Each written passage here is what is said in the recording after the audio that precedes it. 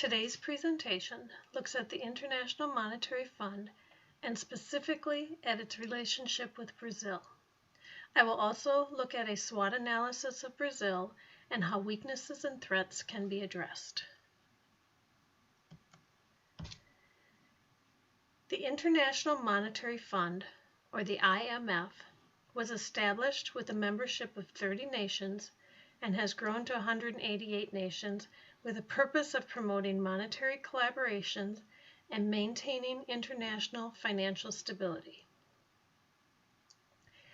The IMF was created with the intent to prevent further economic disasters like the Great Depression by guiding and advising its members. The IMF has two basic functions. The first is surveillance.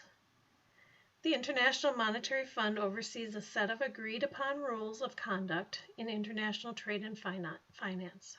The IMF encourages policies that promote and facilitate economic stability, raise the standard of living, reduce poverty, and reduce exposure to financial and economic disasters.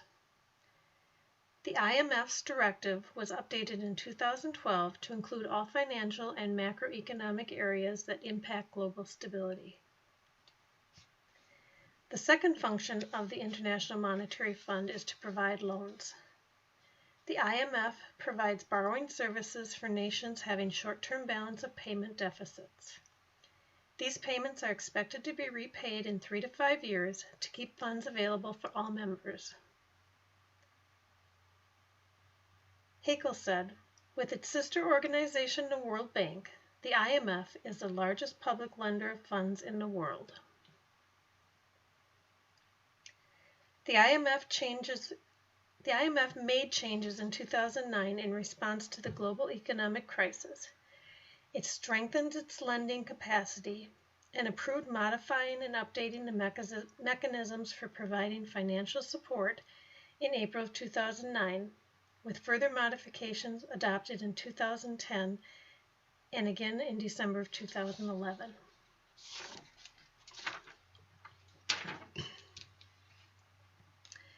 The International Monetary System, or the IMS, includes the procedures, tools, facilities, and organizations used to facilitate international trade and investments. The IMS makes available a method of payment between buyers and sellers of different nations. International monetary systems can be classified according to the way in which exchange rates are determined or according to the form that international reserve assets take.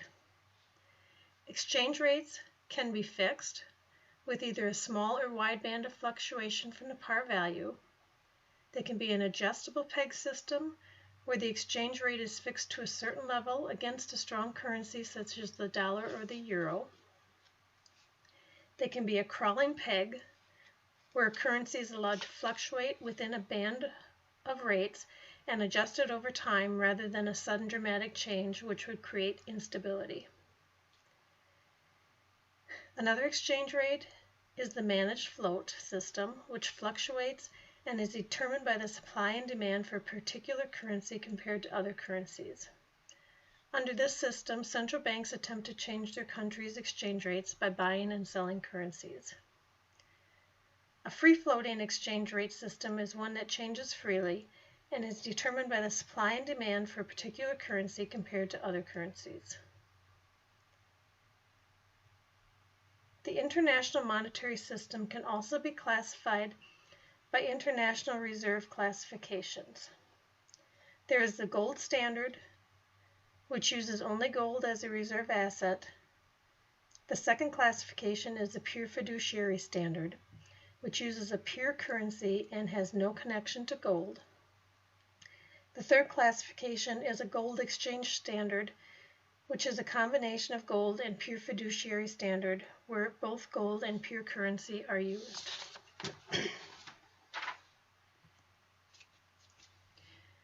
Prior to 1990, Brazil used a crawling peg system. Since 1990, Brazil has adopted a floating exchange rate with minimal government intervention, with the exception of 1995 to 1999, where an adjustable band was used. Since 1999, the exchange rate has been a free-floating system. Brazil uses a pure fiduciary standard, with Brazilian real being the current currency. The International Monetary System and the International Monetary Fund have been pivotal in helping Brazil's economy grow and flourish. Brazil was able to maximize trade in products such as coffee, sugar, poultry, and soybeans. Due to loans from the IMF, Brazil was able to correct its balance of payment deficit and repay its loan quicker than expected. Brazil joined the IMF in 1946. Without the IMF, Brazil would probably not be thriving and growing as much as it currently is, and as a matter of fact would probably still be struggling severely. Brazil experienced a financial crisis in 1999 and obtained a loan from the IMF. With the IMF's help, they were able to pull themselves out of the crisis and repay their loan a year sooner than expected. The IMF monitors global economic conditions and advises Brazil and other members on ways to improve their economy. The IMF warns its members of economic concerns, develops standards for countries to follow, and also analyzes Brazil's economic policies and advises when changes are needed. As recent as this year, the IMF has helped Brazil adopt new policies to restore fiscal balance and get the country ready for a new investment and growth cycle. Pablo Fonseca stated, "The country has undergone enormous change over the past 10 years on the macroeconomic front. Inflation, once the bane of the economy, has been under control since 1994. The financial system, which benefits from the participation of foreign institutions, high capitalization, and good regulation and supervision, have proved its worth, weathering several external financial crises without problems." The IMF has played an integral role in these changes by advising, monitoring, and providing financial support to Brazil. I feel that without the support of the IMF, Brazil would be struggling and not growing like it has with the help of the IMF. Prior to the 20th century, Brazil went through cycles of exporting a single product. These included timber, sugar, gold and silver, diamonds and emerald, and coffee. Today, Brazil impacts the global economy through mining, agriculture, and manufacturing. Brazil exports a large amount of steel, petroleum, soybeans, sugar, electronics, and consumer goods. They are no longer exporting only a single product at a time. Brazil is the world's primary source of coffee, oranges, and cassava. The top 5 destinations of Brazil's product include China, the United States, Argentina, the Netherlands, and Germany. The top 5 origins of imports into Brazil include all the same except for the Netherlands, but include South Korea. The top products imported into Brazil include refined and crude petroleum, cars, and vehicle parts. Importing and exporting products impact the local and global economies. The reduction of trade barriers has made it easier to move products more freely. Brazil's exports contribute positively to its economy. Brazil continues to work with the IMF and other countries to prevent financial disasters and promote financial stability for the global economy. As with any country, Brazil has factors that impact its economies both positively and negatively.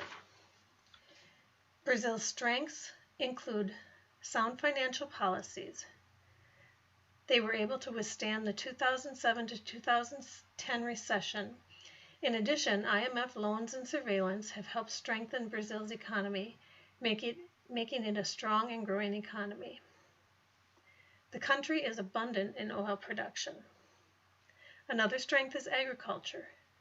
Brazil has a rich soil, which gives farmers the ability to easily grow products such as sugar, coffee, soybeans, and fruit, and exported around the world. Iron ore mining is a strong industry and is a strength for Brazil. Brazil's high population provides a long-term positive impact on Brazil. As the country grows, so does the overall wealth of the population, which adds to Brazil's overall value. Brazil's weaknesses include the fact that its surrounding countries are weak, making it difficult in many ways for Brazil to grow. High crime and corruption discourage foreign investments and increase the cost of business due to bribery. It can also affect tourism and create a general image of instability and risk. Poor railway systems makes transportation of products slow and difficult. High costs and taxes are also present. For example, a steak may cost over $50, a mid-sized sedan over $50,000, and farmers often have to pay 4 times as much to get their goods to port as their U.S. peers would. Brazil has one of the most unequal distributions of income, making it difficult to improve its economic status and prevents workers from giving their all due to the low pay they receive. Opportunities present for Brazil include the 2016 Olympics, which Brazil is hosting. This will bring increased tourism and extra money into Brazil. Brazil's existing oil supply and potential for new discovery is an opportunity. An increased demand for oil is predicted to peak between the years 2020 and 2030. Brazil can benefit greatly from this demand. Other opportunities include resource development, such as hydroelectricity. Brazil's potential hydroelectric power is 3 times its current capacity. Along with enhancing its current agriculture trade, Brazil has very rich soil which allows for excellent growing capabilities. Brazil is an ideal place for offshoring. There is a good infrastructure and relatively low costs, which makes it a strong market for telecommunications and IT vendors. The potential threats for Brazil are security issues and terrorism. The growing economy and globalization has put the country at higher risk, along with its weaker neighbors, which allows for easy terror access. As with anywhere, there is always a potential for natural disasters and disease outbreaks. Some feel the real currency of Brazil is getting too strong. If it gets stronger, the currency rate will hurt Brazilian exports by making foreign currency less valuable. Brazil's economy weighs heavily on its exports. High interest rates can also threaten Brazil's economy by creating decreased consumer spending and also slows down export demands. Brazil already has a strong economy. It was able to withstand the recent global recession and has a stable government. Manufacturing and agriculture also are currently solid with the ability to export many products. Brazil needs to continue to focus on these strengths, as well as look at and take advantage of the opportunities available to them. Brazil is hosting the 2016 Olympics, which will be a huge opportunity to highlight its strengths. This will bring in many tourists who will spend money in Brazil. The advantage of having a high population also gives Brazil the resources to manage the high volume of tourists. Brazil needs to continue to look for new sources of oil to be able to export and meet the anticipated future demands worldwide. Brazil has the capacity to develop more hydroelectricity and needs to continue to advance this, as well as open its doors to external companies who want to bring their businesses into Brazil. Telecommunications is growing rapidly, and Brazil offers a perfect setting for businesses in this area. Bringing in additional businesses will help the economy to continue to grow and bring more opportunities to the people of Brazil. Stenkel, when discussing Brazil's opportunities, stated, "Recent findings place Brazil in the ranks of 10 countries with the largest oil reserves. As Brazil also possesses vast resources of renewable energy, mostly hydroenergy, it is wholly self-sufficient."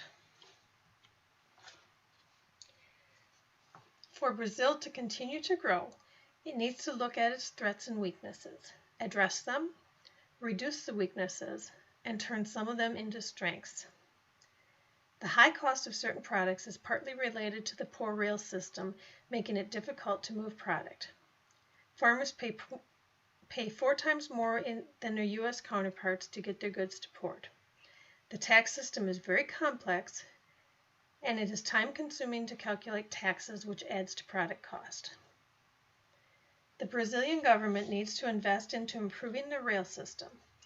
By investing into improvements, products will move more efficiently and costs will decrease. This will also allow Brazilians the ability to export more product.